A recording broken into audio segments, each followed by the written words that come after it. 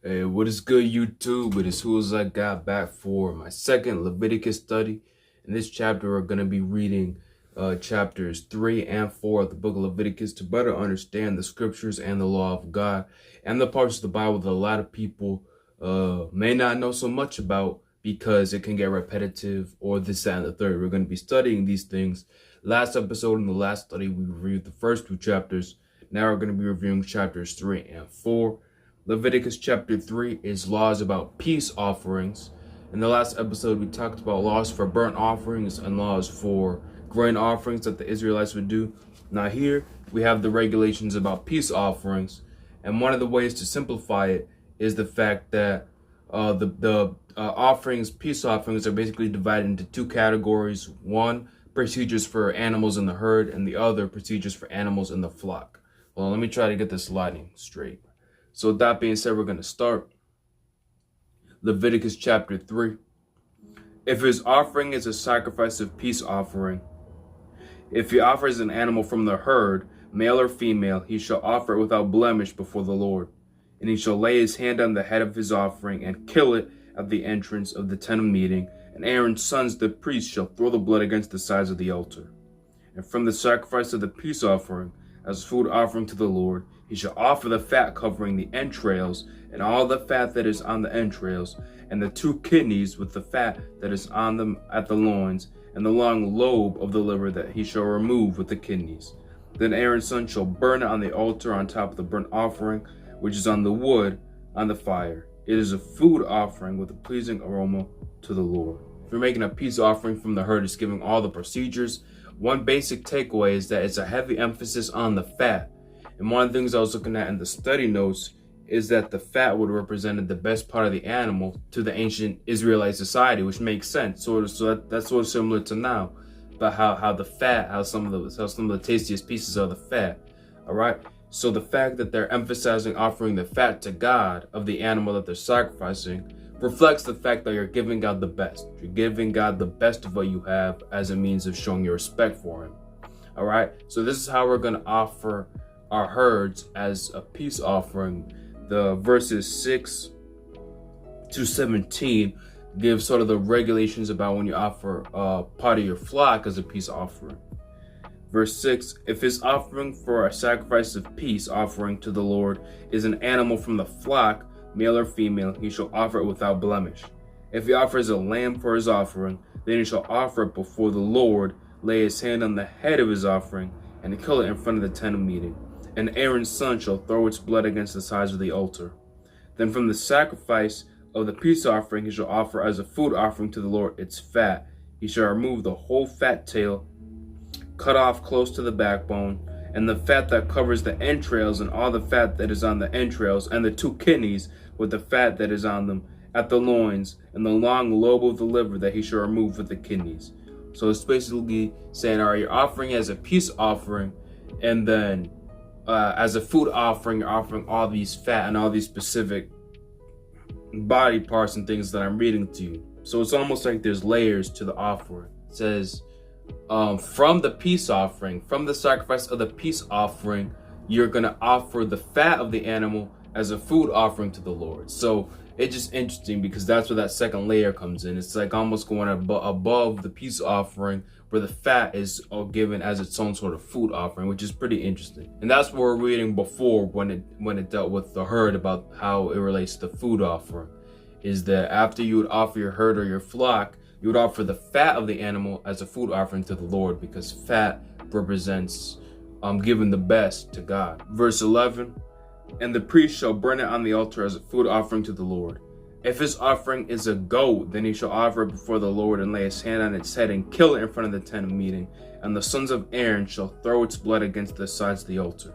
Then he shall offer from it as his offering for a food offering to the Lord, the fat covering the entrance, and all the fat that is on the entrails, and the two kidneys with the fat that is on them, at the loins with the long lobe of liver that he shall remove with the kidneys.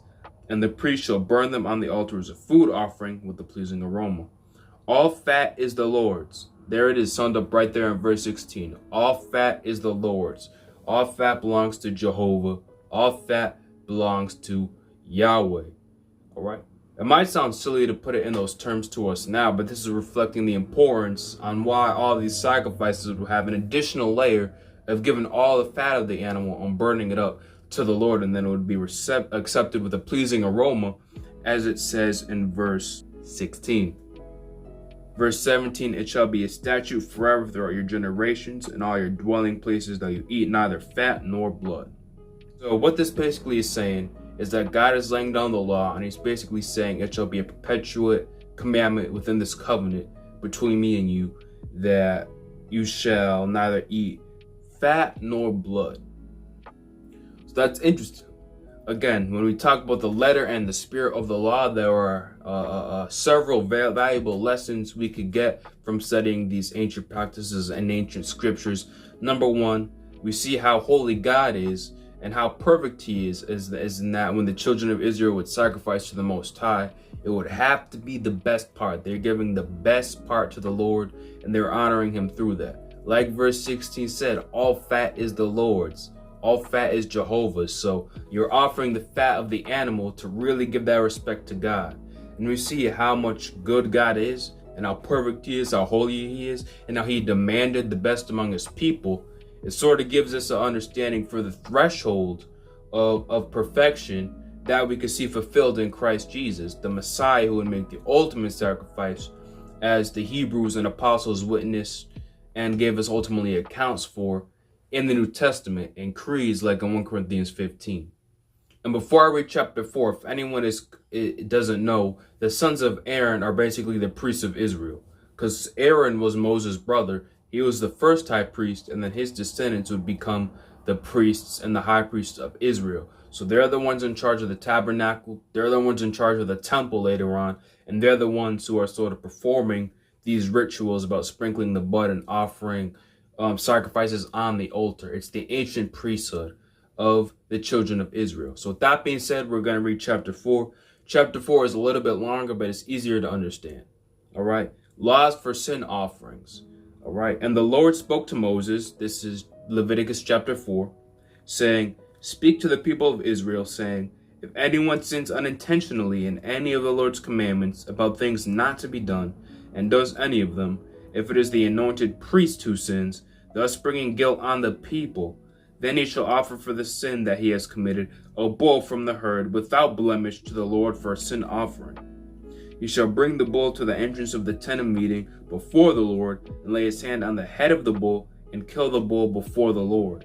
And the anointed priest shall take some of the blood of the bull, and bring it into the tent of meeting.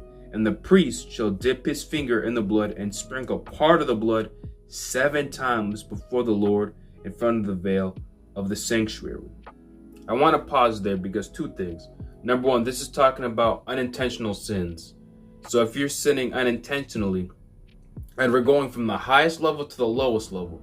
So we're starting with the high priest. If he sins unintentionally, he's going to do this ritual so that because he's representing the people, there's more people at stakes that he and the people he's representing may be forgiven, is the idea, is what I'm getting from reading verses 1 through 3. Okay, the second thing is it talks about how part of the ritual for restoration is sprinkling blood 7 times before the Lord.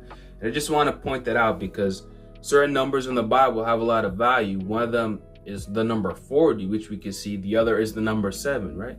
In the creation story, how God rested on the 7th day, which would sort of become the cornerstone for the Sabbath and things of that nature. The number 7 sort of represents, I'm speaking colloquially, I'm speaking like in my opinion, it seems to represent perfection and resting. What we can say scripturally is that the number 7 is tied to Yahweh or tied to Jehovah. Because you can see it from the very beginning in Genesis. So it's interesting when you pick up these things, how we can see different things appear in different places throughout the Bible. In this case, the value of the number 7, how 7 times you sprinkle blood before the Lord for it to be accepted. Okay, so jumping back at verse 7, and the priest shall put some of the blood on the horns of the altar of fragrant incense before the Lord that is in the tent of meeting. And all the rest of the blood of the bull he shall pour out on the base of the altar of burnt offering that is at the entrance of the tent of meeting.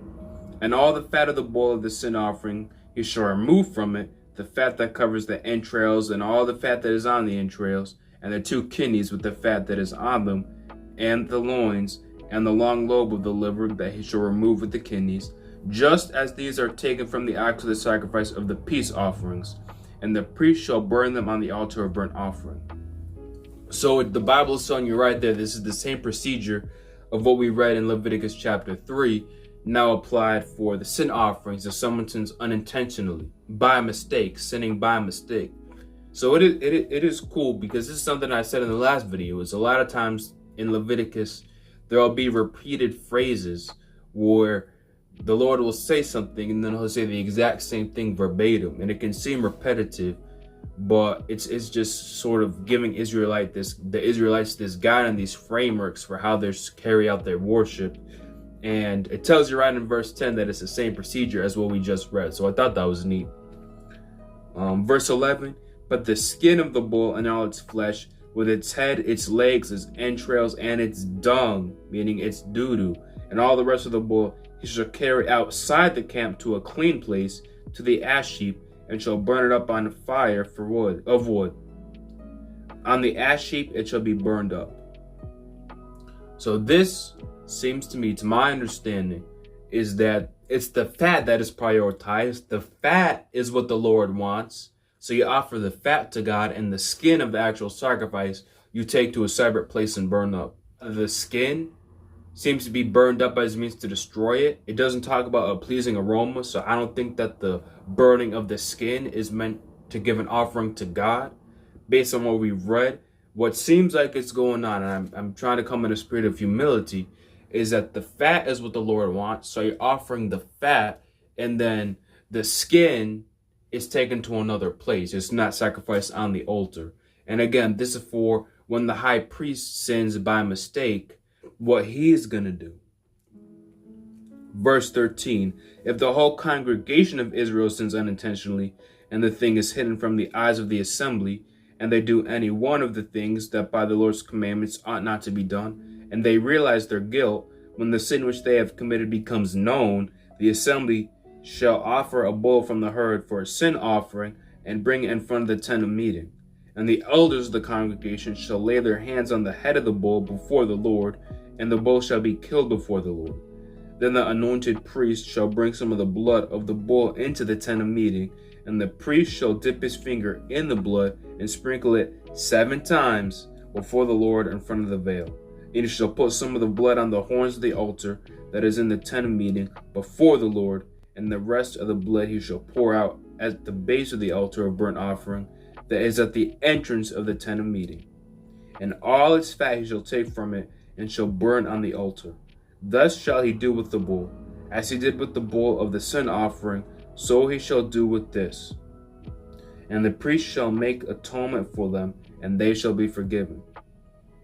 And he shall carry the bull outside the camp, and burn it up as he burned the first bull. It is the sin offering for the assembly. So basically what we're getting at is we're going down. If y'all notice, we're going down in terms of who's sinning. First, it was the high priest. Now it's the whole assembly. So what happens is, if different groups of people sin, these are the procedures that God is telling them to do. What we can take away is that God is prioritizing the fat of the animal. He wants the fat of the animal offered in sacrifice. So it's the fat first for the high priest, then for the whole congregation. This third category is for a leader. So we keep covering all bases.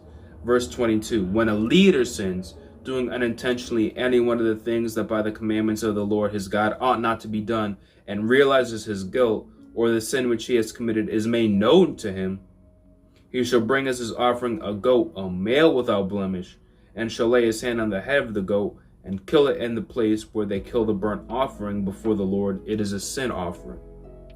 Then the priest shall take some of the blood of the sin offering with his finger, and put it on the horns of the altar of the burnt offering, and pour out the rest of its blood at the base of the altar of burnt offering. And all its fat, again the fat, he shall burn on the altar, like the fat of the sacrifice of peace offerings. So the priest shall make atonement for him for his sin, and he shall be forgiven. Okay? So far we have the high priest, we have the whole congregation, we have leaders in the community. And now we have the common people. If any one of the common people sins unintentionally in doing any one of the things that by the Lord's commandments ought not to be done, and realizes his guilt, though the sin which he has committed is made known to him, he shall bring for his offering a goat, a female without blemish, for his sin which he has committed. And he shall lay his hand on the head of the sin offering, and kill the sin offering in the place of burnt offering. And the priest shall take some of its blood with his finger, and put it on the horns of the altar of the burnt offering, and pour out all the rest of its blood at the base of the altar. And all its fat he shall remove, as the fat is removed from the peace offerings, and the priest shall burn it on the altar for a pleasing aroma to the Lord. So that verse is talking about how in the peace offerings, people would take the fat for a separate offering called the food offering. It's sort of reaching back to what we read in the last chapter. It's a similar procedure where the fat is dedicated to the Lord, and it's a pleasing aroma to God. And the priest shall make atonement for him, and he shall be forgiven.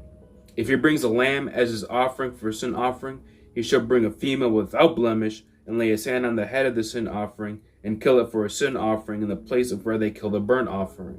Then the priest shall take some of the blood of the sin offering with his finger, and put it on the horns of the altar of the burnt offering, and pour out all the rest of the blood at the base of the altar. And all its fat he shall remove, as the fat of the lamb is removed from the sacrifice of peace offerings. And the priest shall burn it on the altar, on top of the Lord's food offerings. And the priest shall make atonement for him for the sin which he has committed, and he shall be forgiven. So those are chapters 3 and 4 of the book of Leviticus. The last chapter, even though it gets a little repetitive, it's basically going from the top of society down. If the high priest sins by mistake, here are the rules. If the whole people sin by mistake, here are the rules. If a leader of the community sins, here are the rules. And if just a normal people sin by mistake and come to realize it, here's the procedures for them. Within those procedures, we see how God wants the fat and how the fat is prioritized, given to God. We see how they deal with the blood and sort of sprinkle the blood on the altar and pour the rest at the base of the altar. So we see how they deal with the blood. We see how God prioritizes the fat. And we could see how when they would offer even just offerings of peace, they would take the fat as a separate offering and offer it to the Lord as a food offering in chapter 3. So all this, if we study the spirit of the law, what we can see is God's perfection and how God wanted the best of his people. The whole emphasis on the fat of the offering sort of reflects that. So in all these technical procedures, what we can see is God's level of perfection all the way up here. We're all the way down here. God wants the best from his people. And when they would do that, we have the whole story of the Israelites. And later we'll get to Christ, who was an Israelite, who's fulfilled the law and was by nature the perfect sacrifice, the perfect metaphorical fat that the Lord will accept. You get what I'm saying? The fat reflects how God wanted the best, and Christ was ultimately the best sacrifice by nature of him being sinless. So all praises to God, all praises to Yahweh, or as some people will say, Jehovah, the Most High God. I pray y'all be blessed by this, and I'll see you in the next video. Peace.